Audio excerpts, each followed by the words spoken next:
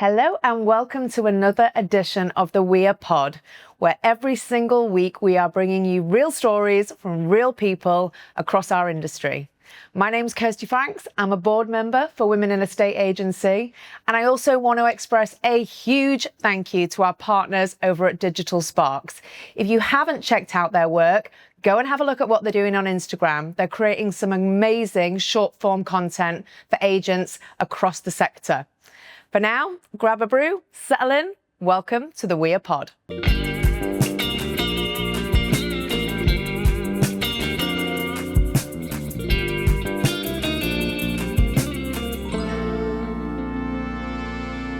Today, I am delighted to welcome to the We Are Pod, Natalie Barton, Propertymark queen, social media legend, all-round wonderful human.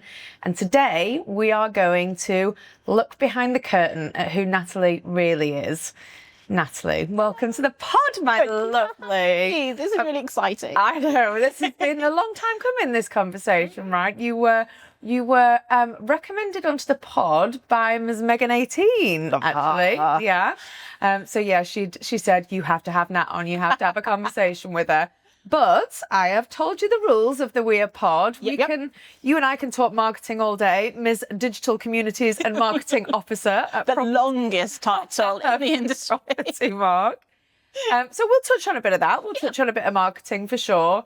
But in true We Are style, we want to know the real, the raw, what's going on behind the scenes that not everybody gets to see on a daily basis. But we'll get there, Nat. We'll get there. First of all, talk to me about you and your career path and how you've ended up in the role that you're in today. Okay, so, I mean, my career path, it was more of a meandering river. I always say that if I had an autobiography, it would be The Changing Tides for Norfolk Broad, because it's been all over the place. I had family really young. So, 20, I was mum of twins. Wow. Childcare when you've got two babies is, whoa, and especially when you're right down the bottom, just starting out in your career. So I was stalled for like 5 years. I was a stay-at-home mum. At 20, you're still a baby yourself. I know, exactly. Everybody else at university, I'd literally gone back home.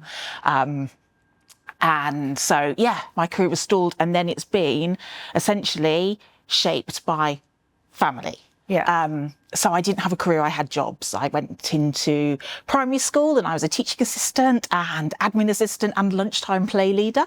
That was lots of fun. You didn't have enough going on with twins at home. No. You just thought you'd throw yourself I thought I would do more children. I taught kids down out of a tree. You know, you'd have children with like dyslexia, dyspraxia, all these ADHDs, autism, all these challenges. And one thing I learnt there more than anything was communication skills. Yeah. Because if you can deal with a really angry 11-year-old, then you can essentially deal with anybody. You can deal with an estate agent, right? Exactly. So it's very similar. Very similar. The weirdest thing is that when I went into agency, I actually worked with somebody who I used to be a teaching assistant for. Really? And then come into the office and that was, oh my goodness, I feel old. From there, I went and did my degree because I thought, I'll be a teacher. Yeah, this time I'd done my degree. I was pregnant with Amelia, and suddenly teaching is such a full-time commitment. And with another young family on the way, that didn't work. So I went and I was a peripatetic dance teacher for a little bit. Wow, talk me through that. Which meant that I drove backwards and forwards around West Norfolk and taught Friday afternoons. I just put a big tutu on and just flounce around a room with like 2-year-olds. Wow. I am in the wrong gig. It was fun. We'd do like Bollywood dancing. We would do like ballroom. We would do, we'd have so much of flamenco. There was all so much sort of going on from like kids, from little baby classes right up to about 11 with afternoon after school clubs and things like that. So you must have this real maternal pull in you, because to have children so young and then more children and working with children, that's... Ironically, when I was at school, I was voted the person least likely to have children.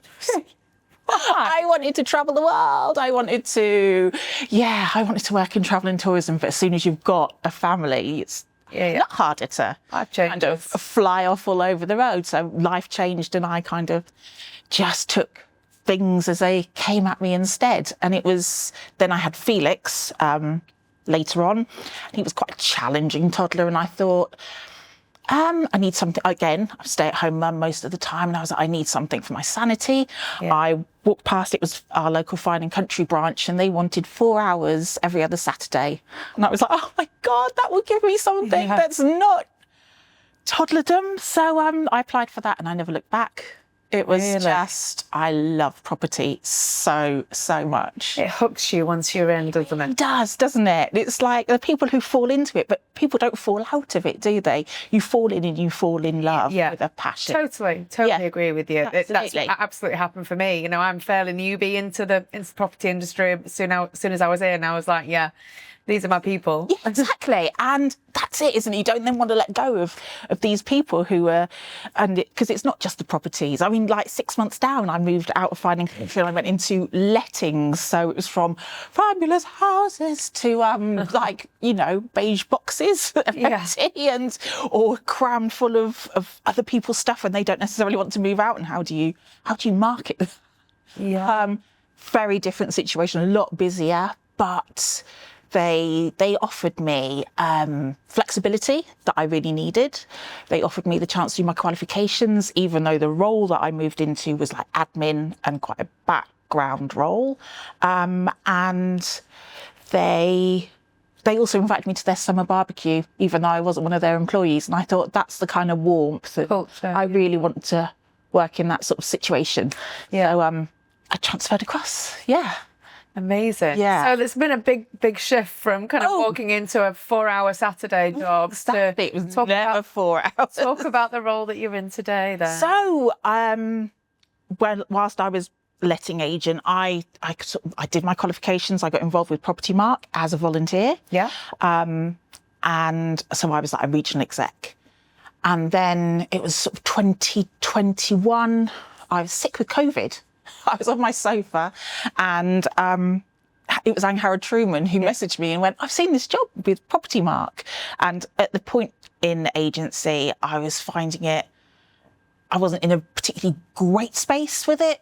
That's water under the bridge now. It's a lot, isn't it, when you're working in agency? And there are some situations, I remember a phone call, and it was, we had phoned somebody, they'd been referred to us through by Mencat,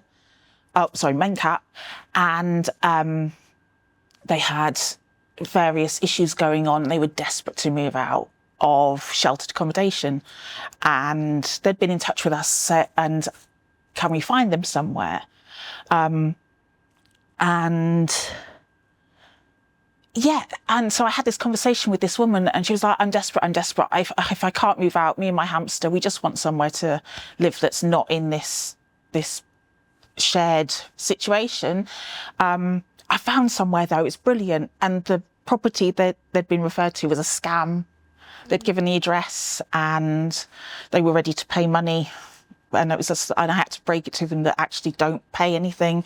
Don't put your heart and soul into this house. We haven't got anything on our books for you either, but please, please, please don't follow this. And they were literally, I want to kill myself. I can't find anywhere to live. And you're like, just dealing with things like that on the phone, you know, and you know, people look at property, buying, selling, letting houses, but it's not, is it? It's people's lives. Exactly. And it's the biggest decision and the biggest journey that people go in their lives. And I think that empathy piece is a huge part of what makes somebody a good estate agent, right? Yeah, absolutely. And so, this opportunity came with Propertymark, and I really, as a regional exec, I really loved the fact that you could get your teeth stuck in at a sort of deeper level. You could get involved with lobbying, you could talk to the agents. The thing I love about my job the most is that I get to talk to such a diversity of agents, whether they're estate agents, letting agents, auctioneers. We do chattels, we do inventories. You know, I've been to auctions, I've been to build to rent projects, and it's just that whole jigsaw of property and how it all fits together, and how we need government to listen to us, and how we need to support agents in what's going on, rather than it's just not rocking up at your desk 9 to 5, but actually you've got to understand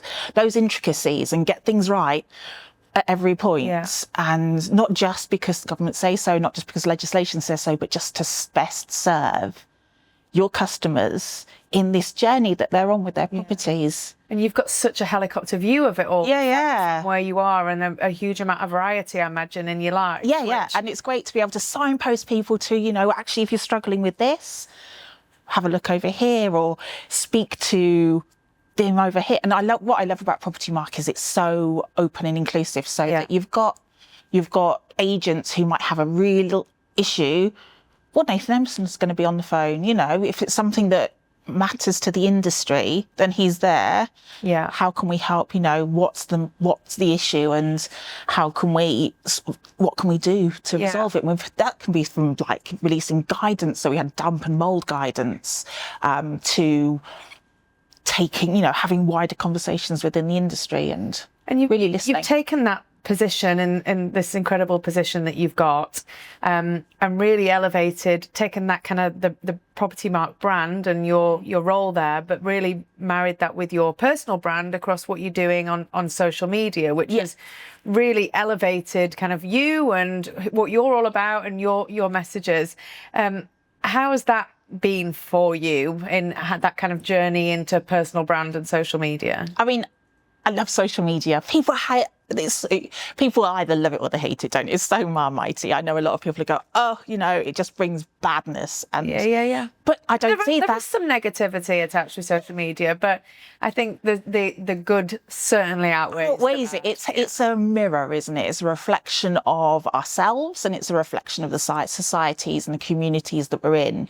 So for me, it was certainly when I stepped into that regional exec role that I was studying, like, well, actually, if I'm going to represent Norfolk, Suffolk and Cambridgeshire to Propertymark, I really need to connect with people in Norfolk, Suffolk and Cambridgeshire to be able to understand what's going on outside my little agency in like a small... Well, just like you would be recommending an agent do by talking to their communities and making themselves well known. Yeah, exactly. So that's where I began, and I began really slowly, because you sort of sit there and you post it.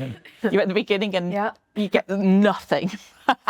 You're like, okay, but you feel quite self-conscious anyway. But then you find that actually, as you find your voice and you find the things that matter to you, and you make your connections with different people, then it all sort of fits together and it just expands on itself. And I've met, you know, so many brilliant people who, I'm just a middle person, and I love that social media you don't have to wait for permission with social media.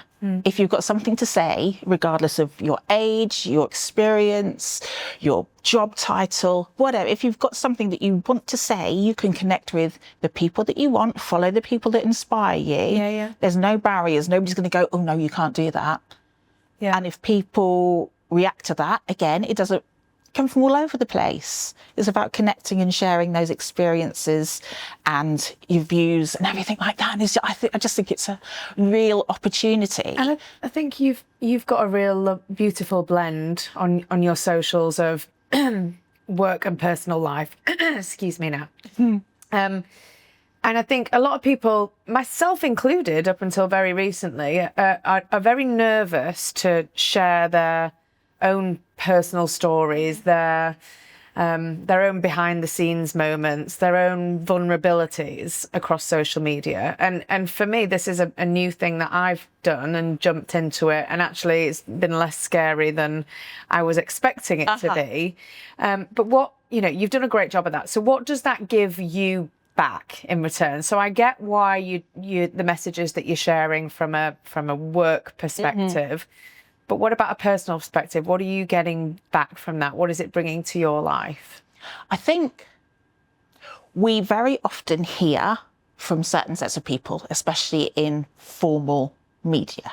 I mean, how many times do you go to an event and it's essentially different people in the same suit at events on the stage, having those conversations? And again, like I said, it doesn't matter where you are in your career. Your experience is valid. And there are challenges that come with that unless people hear them, people don't appreciate them, they don't understand what's going on. I'm a great advocate for equity and equality. I'm a proud feminist. I've got no qualms about saying that whatsoever. inclusion really matters to me, and hearing those stories, because if we don't hear people's experiences, how do we shape the world of work, even the expectations at home that facilitate that greater equity and equality within the whole of society? So I think being out there and saying this is our experience, we've got a platform. Yeah. It makes sense, utter sense, to use it, and not just to be there going, oh my God, look at what I've achieved. It's like, look at what I've achieved, but look at the journey all the way through. And, you know, what a journey you have had in terms of your personal life as well. So you and I caught up before we kind of sat down for this chat today, and I said to you, how real are you prepared to be with us today? And absolutely gave me a green light. Yes, it did. I think not a lot of people will know your whole story in terms of everything that's happened in your personal and your family life and with your children. I'm going to let you talk and share your story. Okay, so like I said, I've been a mum for a long time. I added it up. If you allocated all the years that I've been a parent, it adds up to 90 years. You look great on it, babe. So the twins are now 30. I've got, refer to them as A lot of the time, hitting 18. And then I've got Felix, who's 13. And not one child has been, I love them all to pieces, I clarify that.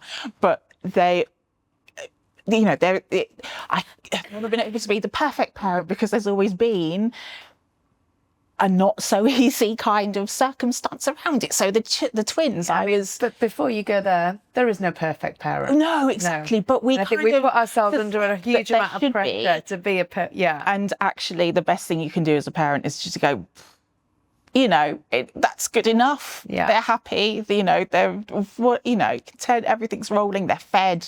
Yeah. We care. I mean, mum guilt, I have a real short shrift for that, because it's mums who put in so much of the effort to make sure that you're still juggling all the balls and everything's rolling and everything is just happening. You know, that whole, you know, in Harry Potter, where they have the Weasley clock, and you know if everybody's safe and where everybody is, and that's our mental set all of the time.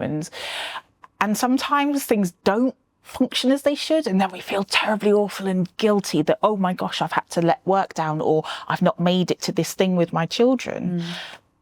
But that's just life, and just being able to let that go and go, I'm just human, and there's only, you know, there's only so much I can do. Yeah, but I'm going to let myself off. Thrown than most. So, so at 20, I had the twins. I boomeranged back home, and at the same time, my mum had been diagnosed with terminal cancer. So that was not a fun house for a lot of years. So she was only 50 when she died, which is why I did the charity walk in Bath this year, sort of out of respect for, and to honour her. Yeah, honour her. Yeah. Wasn't the best daughter at the time, because obviously I had that load as well, you know, and I feel like I didn't get to know her as an adult in the way that, you know, we do as we grow up and mature with our parents. You got sprung from being a child yourself into caring for two children. Yeah, exactly. So again, I'm not going to beat myself up about that, but yeah, it was definitely not the kind of sunshine and lollipops kind of raising your baby that you hope. So I then met my now husband. We got married, and we had Amelia. Amelia, oh my gosh, she's such a joy. She's the smartest, sassiest, most incredible kid, but had her own challenges as well. Back in 2020, Liana was in charge of the Propertymark fundraising, and we did a sort of short walk for that. And that was inspired by Amelia, because she had been through some real sort of mental health challenges as we came out of lockdown. She struggled through lockdown? It wasn't necessarily she struggled through lockdown, she struggled after lockdown. Okay. So going back into school And yeah, I think she's never received a formal autism diagnosis, but there were sensory things that she would suddenly have meltdowns in class and just be paralysed. And she's so smart. She's so smart. Like her GCSE, she absolutely aced them. And so it wasn't because she's not clever. It was just because everything was suddenly too much in the world. And she was also questioning her identity a lot. So I keep saying she, actually, sometimes it's they, them. Sometimes it's Anthony, sometimes it's Amelia. We've got this real, and I love it because it's so open. The binaryism just causes so much tension and issue in society. Yeah. And I love that this coming generation are just so much more open with, I want to be who we are. You know, labels don't matter so much as the person inside, and everybody should be allowed to be who they feel they are inside. But that's scary to come out and say, I've grown up under this perception of this. And when she was little, she was like a child model. So she was literally the epitome of girly, tutus, frills, pink hair, all of this. And then as a teenager to go, that's not me, actually. That's brave. Yeah, so brave. But it meant that, you know, she had these challenges going on. And it takes so much bravery to come out and say, this is me instead. But just being able to go, but we love this version of you. How did you cope with that as a mum and as a family? Because, you know, as parents, you want to wrap them in cotton wool and protect them. And by making that decision, it's opening up challenges. It's opening up judgment. It's opening up a more difficult path. Yeah, definitely. And especially with the media now and the whole, we've had the whole trans women's toilet situation and all these things. And you see the real struggle in your life when you're out for the day and they won't go to the loo because they don't feel comfortable in that one and they don't feel comfortable in that one. Yeah. So actually, not going to go to the loo at all. Yeah. And you're like, wow. Yeah. That's something. Don't think of these things. No. So from my point of view, it was just a case of, excellent, you're happy. And that's the thing that I want more than anything. I want them to be happy. And, you know, they get questions coming up like, they did their GCSEs and it's got Amelia on the certificate because that's their given name. They've been to college, they've done 2 years of drama and they're Anthony. And so everything's got Anthony on it. But again, they've just got their passport. That's back to Amelia because the birth certificate, you know, it's like... And I was listening to Sarah Keyworth's podcast and she talks about, you know, you go out and you've got formal ID and you look like one thing on this, but actually the person you're presenting with is something completely different. So there's all these challenges. And then there's the middle piece of what do I actually feel? Yeah, exactly. Like, yeah. Just the bit that you're navigating at home. Yeah, and it's all a case of, well, actually, however you want to be, I'm just going to you take the lead, and I'm going to support whatever you are in whatever context. And I asked you before we started recording today, how do you know which way to go? How do you know what any given day is going to present for you? And you said we just roll the lead. And I said, do you ever feel like you got it wrong? Do you ever feel like you've made mistakes? Yeah. I mean, yeah, definitely.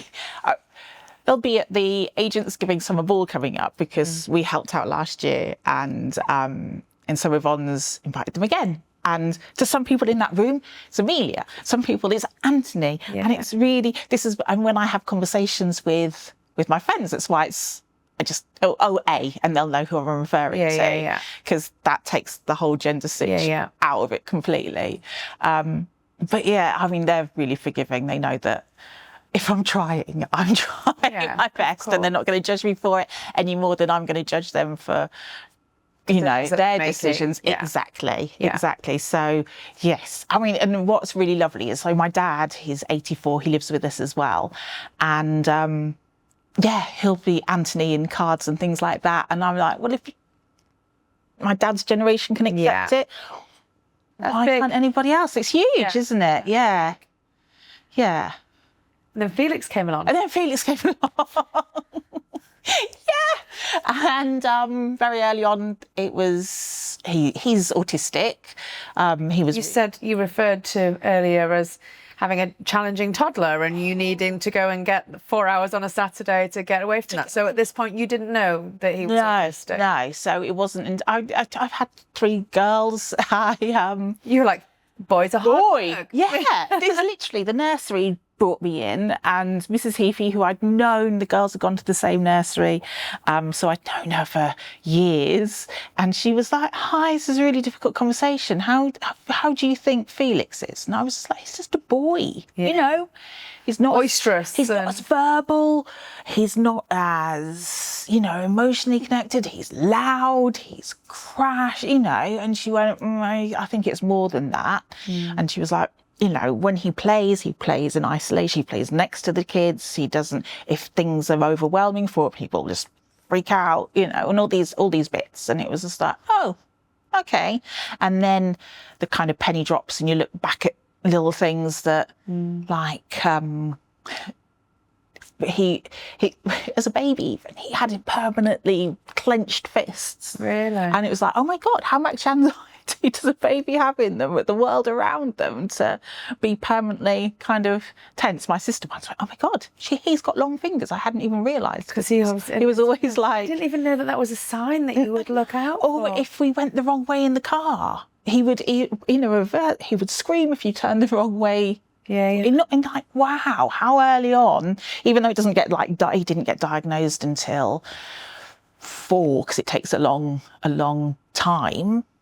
Yeah, I think there were sort of signs that he had a different kind of neurodiversity. So how has that journey been? Because I know you have fought a lot for the right provisions that you needed for him and for the support that you've needed for him. And I know that's been a battle for you. It's been a real battle. So thankfully, as we've gone through it later with I think, again, presentation of autism in girls is very different to boys. Right. But her EHCP came through a lot quicker. So she had support in place, even though she didn't have formal diagnoses of any issues. And I think that also fed into her whole identity thing. Blah. But with Felix, we had to go, the local authority at the time just went, no, you've got to prove it. You've got to prove that he's suffering for us to even consider looking at him. What did you need? Or what did he need? We needed to, for a very long time, for the best part of a year, pick up any way that he was failing as a 5-year-old, 6-year-old, 7-year-old. So you have to look at your child in really negative light. Wow. You have to look at your child and reflect on your child on their worst day, essentially, and say, this is my child. Which is against every nature. I know. You want to... Yeah. You know, you want to celebrate your children's successes, and instead you had to say, well, actually, he did this, or, you know, and some things are horrible. At nursery school, we had a risk assessment made against him. And you get this thing, and it's like, it's not, we're risk assessing because you can, you know, crossing the road, for example, the hazard is the cars. But actually in this situation, the hazard is my child. And we've had a couple of those. And that really wrings your heart out when you go, we're making my child the problem, when actually with autistic people, the problem is the way that society expects them to fit into these really rigid expectations. But your whole family life hasn't fit into those rigid, normal expectations. So what is normal? But this is your normal, and this is your life and your journey with your children. And I know you kind of talk about the lessons that you've taken from all of that and how it's shaped who you are and who you are as a family. Talk a little bit about that. I think, like I say, it really lets you, it's a freedom in it as well. So I know that a lot of people get very stressed because, the birthday party isn't perfect, or Christmas isn't perfect, and we've got to do all the Santa box, and we've got to do all this, and it's all got to be, picture perfect, Pinterest, and all this. And you just go, but are they happy? You know, we had a Christmas once, Felix stayed in bed till 4:00 in the afternoon because he didn't want to participate in opening his presents or being part of the dinner. Overload. So it was just, he's still asleep, and that was fine. And when he got up, he was happy. We did it a bit at a time, you know. There's no pressure to be a certain thing. Or, I mean, yeah. or you have to kind of plan everything really, really rigidly. Yeah. Like you have to make allowances for anything that could possibly happen.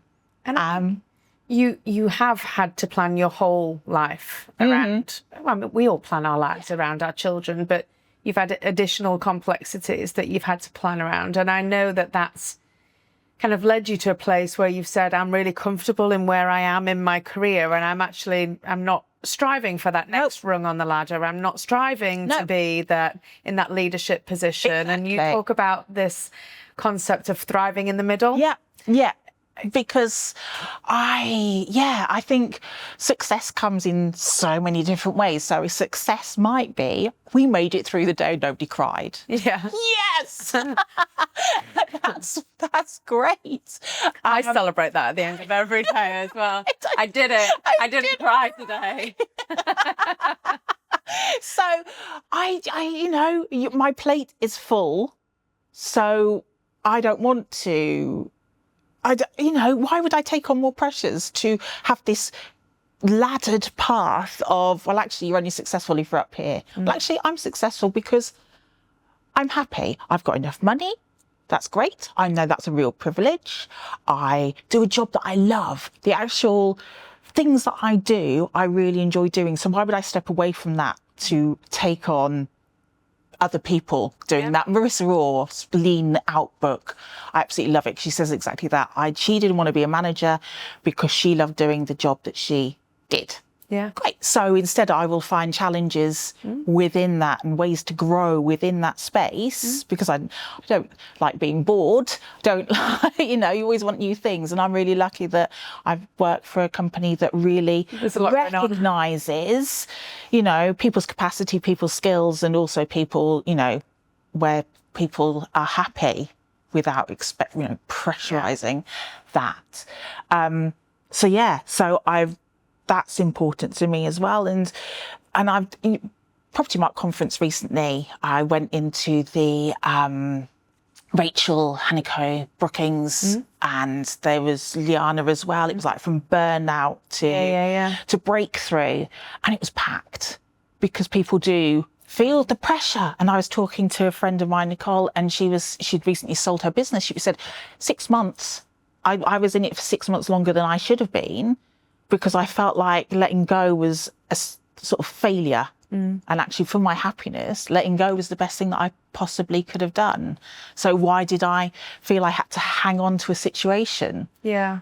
And I think it's, you know, the really strong message that is resonating with me that's coming from you is look within what makes you happy. Do that. Exactly. Don't worry about what everybody else is doing. Everybody else's perception. Do what makes you happy. What brings you joy and what brings you contentment. It's not your job title. It's not the car that you drive, the watch that you wear, the clothes that you wear.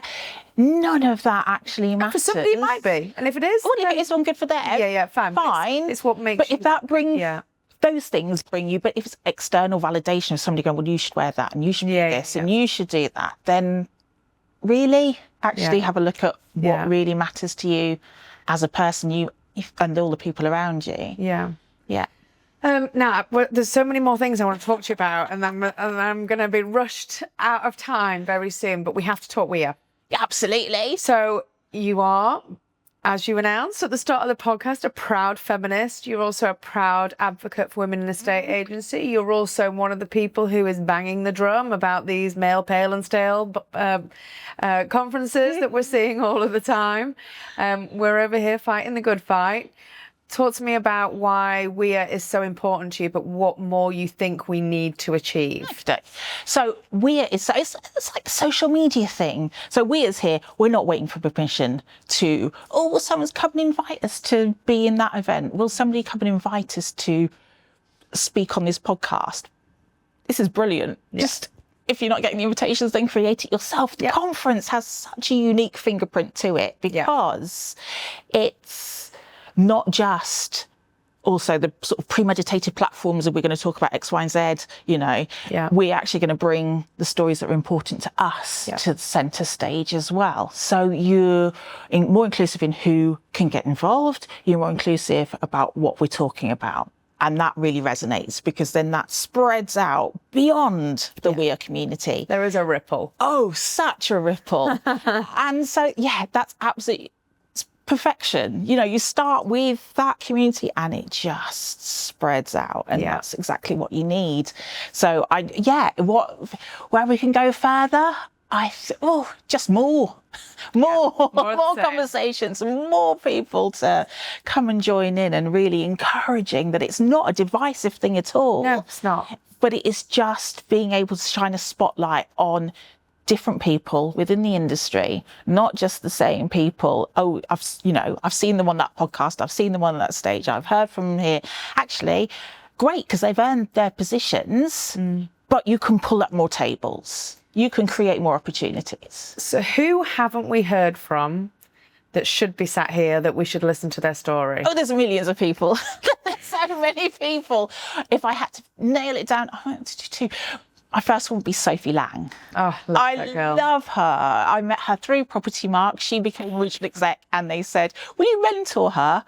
And it took 5 minutes for me to go, there's nothing I can teach this woman. She's amazing. She was pregnant with her daughter at the time. The first time I met her, she was on a stability ball and she was just legislation.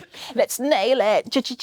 And you're like, wow. So her and Rhiannon worked with such integrity.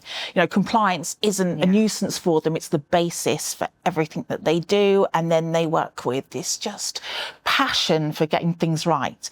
They nurture their staff, and their staff thrive as a result. You know, that people like Charlotte, just, it's incredible, you know, the qualifications, they're raising their team up, rather than you find a lot of people senior up, but there's a lot of gatekeeping because they're scared for what their employees might go off and do. But with them, it's just like, no, we want the best from you. You know, they're just nailing Cornwall and bossing it. And I know that Sophie has a lot of challenges as well.